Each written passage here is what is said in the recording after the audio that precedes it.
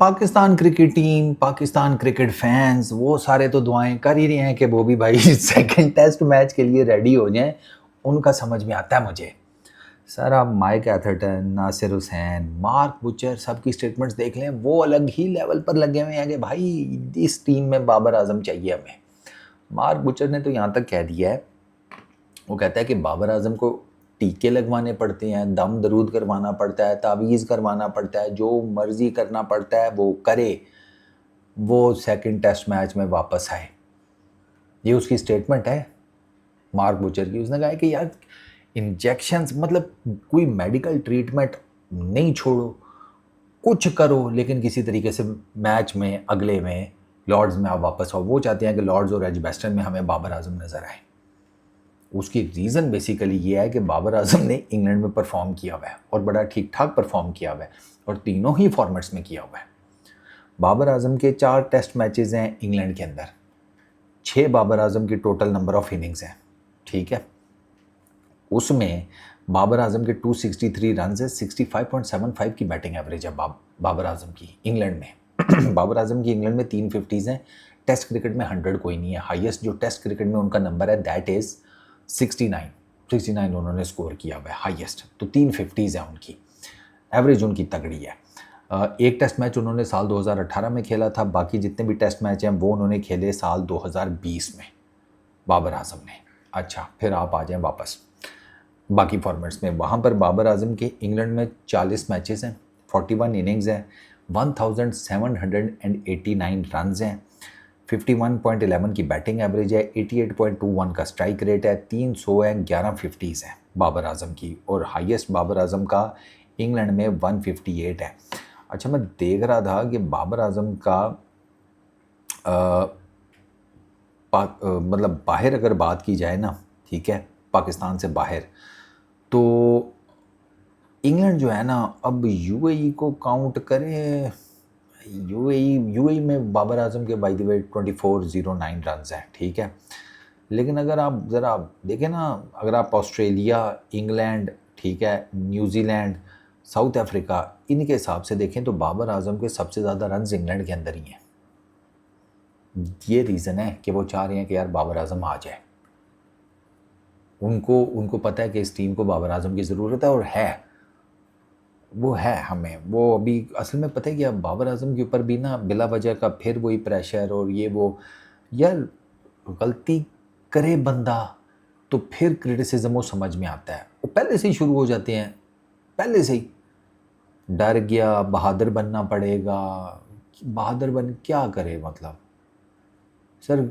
अब एक बंदा इंजर्ड है, वो नहीं खेल पा रहा, वो बांग्लादेश में भी इंजर्ड हुआ, वो नहीं खेल पाया, तब आपने कह दिया ग्रीन विकेट देख कर डर गया। बाद में भी तो उसी तरह की विकेट के ऊपर खेला, अभी भी वो 2 टेस्ट मैचेस इसी तरह की विकेटों के ऊपर खेलेगा। आपको क्या लगता है कि England all of a sudden batting विकेटें बनाना शुरू कर देगा? नहीं, इंग्लैंड इसी किस्म की विकेट्स बनाएगा। और ये वाली विकेट भी कोई बहुत औखी नहीं थी। एक तो हमारे बॉलर्स, फास्ट बॉलर से कुछ हुआ कोई नहीं, जो साफ सी बात है, और बैटिंग तो हमारी है ही अल्लाह माशाल्लाह। तो ये रीज़न है। बाबर आज़म भागा भागा नहीं है, अब नहीं फिट हो सका टाइमली, तो फिर अब क्या करें। और ये भी बात गलत है कि वो मेडिकल बोर्ड ने स्टेटमेंट दे दी कि वो फिट है, तो ये वो किधर स्टेटमेंट है उसकी? कौन सी ऑफिशियल जो जिसे कहते हैं प्लेटफॉर्म्स हैं वहाँ पर पीसीबी की तरफ से या टीम का के साथ जो मेडिकल टीम होती है स्क्वाड के साथ, उसने कहीं अनाउंस किया हो? हम ही अपनी तरफ से यबड़ियाँ मारे हैं। सर हमारे यहाँ पे अकाउंट बने हुए हैं एक्स के ऊपर आगे पीछे, इनसाइड न्यूज़। वो इनसाइड न्यूज़ देने वालों के अपने इनसाइड उनको अपने कच्छों का नहीं पता होता। वो उनके 600 साल से गंदे पहन पहन के वो चाड़े होते हैं, तो उनको अपने अंदर का नहीं पता, वो इनसाइड न्यूज़ क्या देंगे सर। आप लोग उनकी बातों को मान लेते हैं कि जी मेडिकल बोर्ड ने बाबर आज़म को क्लियर कर दिया एंड ऑल दैट। बाबर आज़म का नहीं था कंफर्म। बाबर आज़म का पहले ये डिसाइड हुआ था कि जो फाइनल मैच है, मैच की यानी कि मॉर्निंग है, हेडिंगले टेस्ट की जो मॉर्निंग है उसमें डिसाइड करेंगे। लेकिन उससे एक दिन पहले सैफ़ी भाई ने आके, आपके जो हेड कोच हैं, उन्होंने साफ अनाउंस कर दिया कि नहीं, बाबर आज़म नहीं होगा। बात ख़त्म हो गई, वो नहीं फिट हो सका, सिंपल इज़ दैट। अब वो जब फिट हो जाएगा तो आ जाएगा, वो लॉर्ड्स में आ जाएगा, वो आगे आ जाएगा। एक आधे पौने, लेट सपोज बाबर आजम वाकई में अनफिट है, आधा उसका हाथ का प्रॉब्लम चल रहा है, आप आधे पौने अनफिट बाबर आजम को मैदान में उतार देंगे। क्यों जी? लोग बातें कर रहे हैं, इंजरी ज़्यादा सवियर हो गई, एग्रीवेट कर गई, फिर आप क्या करेंगे? तुसी इलाज कराओगे हैं? फिर बाबर आजम को कोई फ़ोन करेगा, फलाना की मेरा जानने वाला गुजरा वाला में बड़ी ज़बरदस्त किस्म की हड्डी जोड़ता है, कोई माजून ले आएगा, कोई किसी ऑर्थोपेडिक का नंबर दे रहा होगा। सर बात जो है ना सिंपल सी है कि जब बाबर आजम खेलना शुरू करेगा तब की तब देखेंगे। वो हमें भी पता है इस टाइम उसकी टीम को कितनी, इस टीम को कितनी ज़रूरत है। मतलब इनके बीच में नज़र ही बाबर आजम आता है, बाकियों का तो बेड़ा ही गर्क हुआ पड़ा है ना। ऊपर से लेके नीचे तक बीच में एक बाबर आजम है जिसके ऊपर सारों की उम्मीद होती है कि यार ये कुछ कर जाए, क्योंकि वो करता रहे भी पीछे। ये तो अल्लाह माशाल्लाह आप लोगों ने ही इतना, जिसे कहते हैं कि काम चुप के रखा कि वो फिर मेंटली वो डाउन हो गया और उसका काम ख़राब हो गया। अब उसकी दोबारा कोई फॉर्म वगैरह वापस आ रही है तो यार अपने मुंह बंद रख लें, थोड़े से टाइम के लिए अपने मुंह बंद रख लें, बाबर आजम के अलावा भी किसी को क्रिटिसाइज़ कर लें। बाकी तो आपकी बैटिंग लाइनअप जैसे हर मैच में 2-2 सेंचुरियाँ मार रही है ना, बल्कि उनका बस नहीं चलता, एक बारी राइट हैंडर बन के कर लें, दूसरी बारी लेफ्ट हैंडर बन के कर लें। बाबर आजम की बाबर आजम पे वापसी का प्रेशर है, बाबर आजम के ऊपर वापसी आकर कप्तानी करने का प्रेशर है, बाबर आजम पर वापसी आकर कप्तानी करने के साथ साथ बैटिंग भी करने का प्रेशर है। सर 3 प्रेशर बाय डिफ़ॉल्ट उसके ऊपर है। उसकी प्राइमरी जॉब आपके मिडिल ऑर्डर में एज ए बैटर की है। वो रन्स नहीं करेगा तो आप लोगों ने उसके रन्स वाली खाते को भी उधेड़ना है, आप लोगों ने उसकी कप्तानी को भी उधेड़ देना है। वेस्ट इंडीज़ में आप लोगों ने कहा डिफेंसिव माइंडसेट है बाबर आजम का, डिफेंसिव माइंडसेट है, ओके।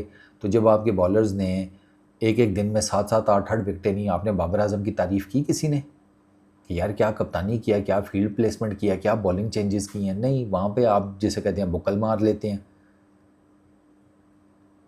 आप आगे वो आप उस सास की तरह दूसरी साइड पे देखना शुरू कर देती हैं कि जिसका शोहर अपनी बहू की तारीफ़ कर रहा हो कि क्या खाना पकाया है या क्या कोई भी और काम किया हो, आप उधर मुँह कर लेते हैं कि हमने तो सुना ही नहीं।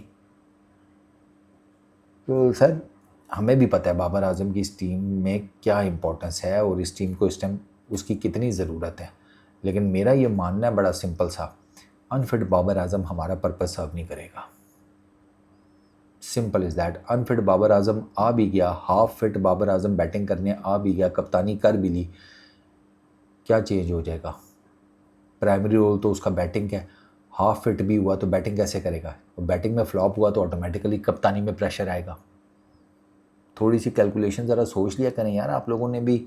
बाल मुझे पता है कि धूप में चिट्टे नहीं किए, या आप जिसे कहते हैं वो आटे की चक्की में काम नहीं करते कि जनाब सर पे आटा पड़ पड़ के तो ऐसे लग रहा है जैसे सारे बाल सफ़ेद हो गए। यार ये सिंपल सी फिलॉसफी है।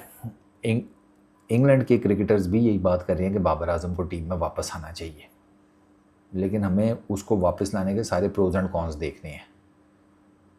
वापस तो आ जाएगा, लेकिन फिर बात वो ये फिट ना हुआ तो जो ह्यूमिलेशन होगी तब वो बाबर आजम के साथ आप लोग फेस करेंगे। जो अभी नारे मार रहे हैं कि बाबर आजम को आना चाहिए, हाफ फिट भी वापस आ जाए, सर ऐसे नहीं होता, प्रोफेशनल क्रिकेट है, क्या हो गया? आई रियली होप, मैं दुआ करता हूँ कि बॉबी भाई फिट हो जाएं लॉर्ड्स के टेस्ट मैच से पहले, दूसरा और तीसरा वो टेस्ट मैच खेलें, कोई पाकिस्तान इस में वापस आए किसी तरीके से इस सीरीज़ में, कोई लोगों के मुंह बंद करवाए। लेकिन हमें बाकी सारी चीज़ें भी देखनी है। बाबर आजम के वापस आने से आपकी बैटिंग लाइनअप जो है, ये ऊपर अजान, इमाम, अब्दुल्ला शफीक, शान मसूद, सलमान अली आगा, रिजवान, ये रन्स करने शुरू कर देंगे। आपके बॉलर्स जो हैं वो इतनी इतनी गेंद ब्रेक करनी शुरू कर देंगे। ऑफ द सीम आपको क्या मीटर मीटर 2-2 मीटर की वो मिलेगी मूवमेंट, वो तो इन्होंने खुद ही करनी है ना। तो वो तो इनको समझाएंगे तुसी अपना काम तो करो, बाबर अपना काम कर लेगा, आप सारे अपना काम करें। ये अपनी नौकरियां छोड़कर चाय बिस्कुट लेकर दूसरे के दफ्तर में जाके बैठे हुए हैं, देख रहे हैं वो कैसे काम करेगा। ऐसे नहीं होता। आपका ना सबसे बड़ा जो डिसएडवांटेज है वो ये है कि आपका इंग्लैंड में बॉलिंग भी नहीं चली। ओवरकास्ट कंडीशंस, गहरे बादल छाए हुए हैं, गीली विकेट है, मॉइस्चर अन्यवाह है, और आपके बॉलर से ना गेंद सीम हुई है ख़ास, ना स्विंग हुई है, और ना उनसे एक लाइन और लेंथ मेंटेन की गई है। On the other hand Ali Usman एक यंग स्पिनर, मतलब टीम में आने के मामले पे यंग कह रहा हूँ, वरना है तो वो भी 32-33 साल का, वो लड़का जो है उसी कंडीशंस में स्पिनर होकर इंग्लैंड में 5 विकेटें ले गया, क्योंकि उसने अपना काम किया। बाकी सारे अपना काम नहीं कर रहे, तो बाकी सारों को भी कहे अपना काम करें। बाबर जब वापस आएगा तब देख लेंगे, उसको पता है उसे क्या करना है।